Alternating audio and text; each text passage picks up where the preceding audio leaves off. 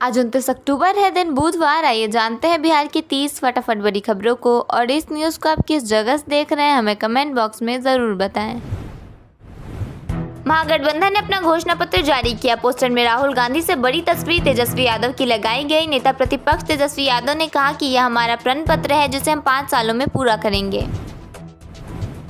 तेजस्वी यादव ने तेज प्रताप की साली के लिए प्रचार किया। उन्होंने कहा कि हमारी सरकार बनी तो तारीफ पर से बैन हटाया जाएगा। साथ ही नीतीश कुमार पर तंज कसते हुए बोले कि चाचा मेरी कॉपी कर रहे हैं। एनडीए का घोषणा पत्र 30 अक्टूबर को जारी किया जाएगा। इसके लिए पटना में प्रेस कॉन्फ्रेंस होगी। तेजस्वी यादव ने कहा कि सीएम फेस कौन होगा यह भी बताया जाएगा।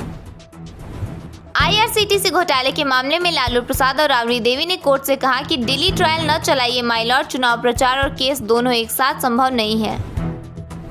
प्रशांत किशोर को चुनाव आयोग ने नोटिस भेजा है। बिहार और बंगाल की वोटर लिस्ट में नाम होने पर 3 दिन के अंदर जवाब मांगा गया है। पटना में अर्घ देने के बाद एक छठ व्रती को हार्ट अटैक आ गया। बेटा डेड बॉडी से लिपट कर रोता रहा। बिहार में छठ के दौरान कुल 20 लोगों की मौतें हुई हैं, जिनमें जुड़वा भाइयों की भी जानें चली गई। एक रेस्टोरेंट में बैठे भाई बहन से बदसलूकी करने वाला इंस्पेक्टर सस्पेंड कर दिया गया। जब युवक ने कहा कि साथ बैठी लड़की उसकी बहन है तो इंस्पेक्टर भड़क गया और बोला इतनी जोर देकर क्यों कहा। लखनऊ से पटना आने वाली इंडिगो की फ्लाइट रद्द कर दी गई है। 2 दिन से पटना की उड़ानें बंद है, जिससे यात्रियों ने नाराजगी जताई। तेज प्रताप यादव ने कहा कि तेजस्वी जननायक नहीं है, वे लालू प्रसाद की छत्र छाया में है। बोले अगर कुछ कर दिखाना है तो अपने बूते पर करें। मेरे ऊपर पिता नहीं है बल्कि जनता की छाया है। किशनगंज के चलका घाट पर तोड़फोड़ की घटना हुई। एक व्रती ने आरोप लगाया कि दूसरे समुदाय के लोगों ने वहां जानवरों की हड्डी फेंकी। कहा कि अगर सीएम ने एक्शन नहीं लिया तो वे वोट नहीं देंगे। गोपालगंज में एक एसआई को कार से कुचल दिया गया। चेकिंग के दौरान बाइक रोकने पर आरोपी नाराज हुआ और 30 मिनट बाद कार से लौटकर एसआई को रौंद दिया। उसकी हालत गंभीर है। आरजेडी ने अनुशासनहीनता के आरोप में 2 विधायकों, 4 पूर्व विधायकों समेत 27 नेताओं को पार्टी से बाहर कर दिया। निर्दलीय चुनाव लड़ने पर रितु जायसवाल को भी 6 साल के लिए निलंबित कर दिया गया है। उन्होंने कहा कि दोहरा मापदंड मंजूर नहीं है। दरभंगा के हाया घाट में जनसंपर्क के दौरान विधायक को विरोध का सामना करना पड़ा। लोगों ने एनडीए से बैर नहीं, रामचंद्र तुम्हारा खैर नहीं का नारा लगाते हुए उन्हें दौड़ा दिया। आज राज्य के अधिकतर जिलों में दिन के समय बादल छाए रह सकते हैं। उत्तर बिहार के कई जिलों में बारिश होने की संभावना है। बिहार सरकार किसानों के लिए मखाना विकास योजना चला रही है, जिसका उद्देश्य मखाना की खेती को बढ़ावा देना है। इस योजना के तहत किसानों को आधुनिक तकनीक का प्रशिक्षण और उपकरणों पर 75% तक की सब्सिडी मिलेगी। यह योजना राज्य के 10 जिलों में लागू की जा रही है, जिससे किसानों को उत्पादन बढ़ाने और आय में बढ़ोतरी करने में मदद मिलेगी। पटना मेट्रो राजधानी वासियों को काफ़ी रास आ रहा है। मेट्रो शुरू होने के बाद से लेकर 18 दिनों में 78,554 यात्रियों ने इससे सफ़र किया। मेट्रो शुरू होने के बाद पहले रविवार को सबसे ज़्यादा भीड़ देखने को मिली। इस दिन 12 अक्टूबर को 10,778 यात्रियों ने सफ़र किया। इसके अलावा दिवाली वाले दिन 20 अक्टूबर को राजधानी वासियों ने मेट्रो का सबसे कम इस्तेमाल किया। इस दिन 1375 यात्रियों ने मेट्रो की सुविधा ली। पटना मेट्रो के न्यू ISBT स्टेशन से 0 माइल और फिर भूतनाथ स्टेशन तक का किराया 15 रुपये ही है। पटना मेट्रो में जीव जंतुओं के साथ यात्रा करना सख्त मना है। ऐसे यात्रियों को प्लेटफॉर्म पर एंट्री नहीं मिलेगी। सुबह और शाम में अधिक लोग सफ़र कर रहे हैं। बैरिया बस स्टैंड से भूतनाथ तक करीब 6 मिनट वाले 4.3 किलोमीटर लंबे सफ़र को यादगार बनाने के लिए सेल्फी लेने के साथ साथ लोग रील्स भी बना रहे हैं। बिहार में पर्व त्योहार की सीजन के बाद से सोना चांदी के बाजार में गिरावट का सिलसिला जारी है। MCX और IBJ के ताज़ा आंकड़ों के मुताबिक बीते कुछ दिनों में सोना करीब 7,000 रुपये और चांदी लगभग 16,000 रुपये तक सस्ती हो चुकी है। हालांकि शादी के सीज़न की शुरुआत से पहले बाजार में फिर हलचल लौटने की उम्मीद जताई जा रही है। बंगाल की खाड़ी से उठे चक्रवाती तूफान मोंथा ने इस हफ्ते मौसम विभाग की नींद उड़ा दी है। सोमवार तक यह तूफान गंभीर रूप ले चुका है और 110 किलोमीटर प्रति घंटे की रफ्तार से आगे बढ़ रहा है। मौसम विभाग ने चेतावनी दी है कि 30 और 31 अक्टूबर को बिहार के कई जिलों में तेज़ बारिश और तूफानी हवाएं चलने की संभावना है। इससे तापमान में गिरावट दर्ज की जाएगी और ठंड का असर बढ़ने लगेगा। तेजस्वी यादव ने कहा, आज हम लोगों का प्रचार है, हर जगह पूरे बिहार में जाना है। इस बार बिहार की जनता बदलाव के मूड में है। आपने स्थिति देखी होगी, बिहार के लोग जो पलायन किए हुए हैं, जो रोजी रोटी के लिए बाहर गए हुए हैं, वो वापस आए हैं छठ में तो किस हालत में आए हैं, देखकर पीड़ा हुई। यही रेल मंत्री जी ने घोषणा की थी कि 12,000 स्पेशल ट्रेनें चलाई जाएंगी, लेकिन हमारे भाई बहन ठूस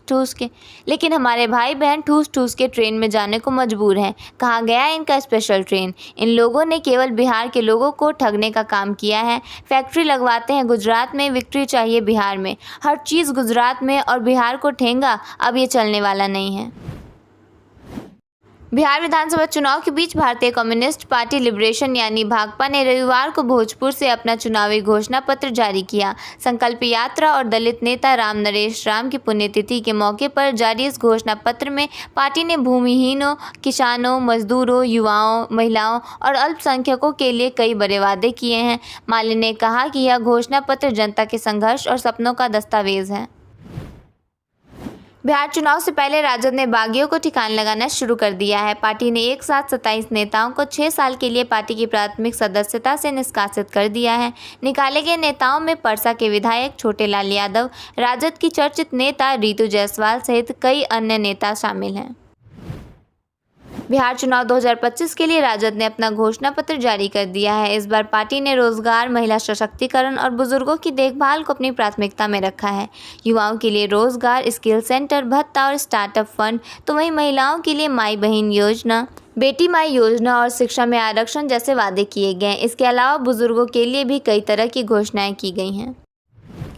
घोषणा पत्र को लेकर तेजस्वी यादव ने कहा, ये इंडिया गठबंधन का संकल्प पत्र हमारे दलों और दिलों का प्रण है। हमने जो घोषणाएं की हैं वो सिर्फ वादे नहीं, दिल से लिए हुए संकल्प हैं। हम अपने हर प्रण को अपनी पूरी ताकत और प्राण लगाकर पूरा करेंगे, क्योंकि मैं जानता हूँ एक बिहारी जब दिल से कुछ ठान लेता है तो बिना हासिल किए नहीं रुकता है। तेजस्वी यादव ने कहा कि अपने प्रण पत्र को हम पूरा करेंगे। आप सब लोगों को कहना चाहते हैं कि जब भी बिहार ठान लेता है तो उसे पूरा करता है। कुछ बाहरी शक्तियां बिहार को उपनिवेश बनाना चाहती हैं, हम ऐसा हरगिज़ नहीं होने देंगे। उन्होंने कहा, मैं सम्मान के साथ कहना चाहता हूं कि बीजेपी के लोगों ने नीतीश कुमार को पुतला बना दिया है।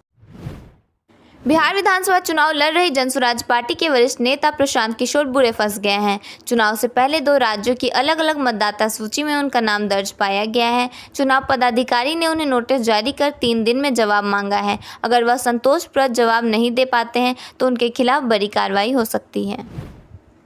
देश में एक बार फिर मतदाता सूची का बड़ा अभियान शुरू हो गया है। चुनाव आयोग ने स्पेशल इंटेंसिव रिवीजन यानी विशेष गहन पुनरीक्षण के दूसरे चरण का ऐलान कर दिया है। पहले चरण की शुरुआत बिहार से हुई थी और अब यह अभियान देश के 12 राज्यों और केंद्र शासित प्रदेशों में चलाया जाएगा। एसआईआर के दूसरे चरण को लेकर कांग्रेस नेता पवन खेरा ने प्रतिक्रिया दी है। उन्होंने कहा, एसआईआर जो बिहार में हुआ तो बिहार को लोकतंत्र की हत्या का एक प्रयोगशाला बनाया गया और अब 12 राज्यों में वही दोहराया जा रहा है। बिहार के एसआईआर से चुनाव आयोग ने अपनी विश्वसनीयता खो चुका है।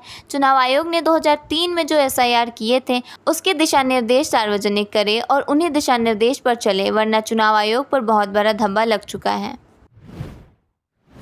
जनसुराज के सूत्रधार प्रशांत किशोर ने पूर्णिया में आगामी विधानसभा चुनाव के लिए प्रचार किया। उन्होंने भाजपा और राजद पर निशाना साधते हुए जनता से जाति धर्म से ऊपर उठकर बच्चों के भविष्य के लिए वोट करने की अपील की। उन्होंने कहा कि बदलाव के लिए वोट करें, अन्यथा गरीबी और बदहाली बनी रहेगी। उनके रोड शो में भारी संख्या में लोग शामिल हुए। बिहार में 2025 के विधानसभा चुनाव को लेकर राजनीतिक सरगर्मी बढ़ गई है। महागठबंधन ने तेजस्वी यादव को सीएम पद का उम्मीदवार घोषित किया है, जबकि एनडीए ने अभी तक कोई नाम तय नहीं किया। चिराग पासवान ने कहा कि नीतीश कुमार ही मुख्यमंत्री होंगे, चुनाव का नेतृत्व वो कर रहे हैं। उन्होंने महागठबंधन पर डरा धमकाकर नाम घोषित कराने का आरोप लगाया और मुकेश सहनी पर भी कटाक्ष किया। पहली बार मुंगेर पहुंचे असदुद्दीन ओवैसी ने अपनी पार्टी एआईएमआईएम के प्रत्याशी पूर्व मंत्री रहे मोनाजिर हसन के लिए वोट मांगा। मोनाजिर हसन पहले जेडीयू और राजद पार्टी के साथ रहकर कुल 4 बार विधायक बन चुके हैं। असदुद्दीन ओवैसी ने कहा कि मुसलमान कौम नमक हराम नहीं है, यह बस बराबरी की हकदारी चाहता है। प्रधानमंत्री नरेंद्र मोदी सबका साथ, सबका विकास जैसी बड़ी बड़ी बातें बोलते हैं, लेकिन उनके नेता हमें नमक हराम कहते हैं। लालू प्रसाद यादव, तेजस्वी यादव पर निशाना साधते हुए ओवैसी ने कहा कि हम महागठबंधन से कुछ सीटें मांग रहे थे, उन लोगों ने नहीं दिया, अब अपने गिरेबान में झांक रहे हैं। बिहार में छठ महापर्व पर 15 लोगों की मौत हो गई। मंगलवार को उगते सूर्य को अर्घ्य देने के दौरान पटना और नालंदा में 6 लोगों की मौत हुई है। नालंदा में 4 लोग डूब गए, जिनमें से 3 की मौत हो चुकी है, एक की हालत गंभीर है। पटना के बाढ़ में 2 युवकों की नदी में डूबने से मौत हुई है। कल यानी सोमवार को डूबते सूर्य को अर्घ्य देने के दौरान भागलपुर में 4, पूर्णिया में 2, समस्तीपुर, बिहटा, मधेपुरा में 3 लोगों की जान गई है। पटना के रामकृष्ण नगर थाना क्षेत्र के जकरियापुर में मंगलवार सुबह एक टायर गोदाम में आग लग गई। सूचना मिलते ही दमकल की 6 गाड़ियां मौके पर पहुंची और घंटों की मशक्कत के बाद आग पर काबू पाया गया। इस घटना में गोदाम में रखे हजारों रुपए के टायर और अन्य सामान जलकर राख हो गए। पटना के नून के चौराहा स्थित फसाद के मैदान के पास सोमवार देर शाम एक प्लास्टिक गोदाम में भीषण आग लग गई। आग इतनी तेज थी कि कुछ ही मिनटों में पूरे गोदाम को अपनी चपेट में ले लिया। घटना में लाखों रुपए की संपत्ति जलकर राख हो गई। करीब 3 घंटे की कड़ी मशक्कत के बाद आग पर काबू पाया गया। पूरे बिहार में मठ मंदिर की जमीन पर अवैध तरीके से कब्जा करने वालों के खिलाफ धार्मिक न्यास बोर्ड कार्रवाई करने की तैयारी कर रहा है। इसके अलावा जिस फर्जी तरीके से जिन लोगों ने जमीन की खरीद बिक्री की है, उनके खिलाफ भी कानूनी कार्रवाई करने जा रहा है। असम के मुख्यमंत्री हिमंत विश्वा शर्मा ने सोमवार को घोषणा की कि उनकी सरकार बहुविवाह को समाप्त करने के लिए एक विधेयक पेश करने जा रही है। यह विधेयक 25 नवंबर को असम विधानसभा के शीतकालीन सत्र के पहले दिन पेश किया जाएगा।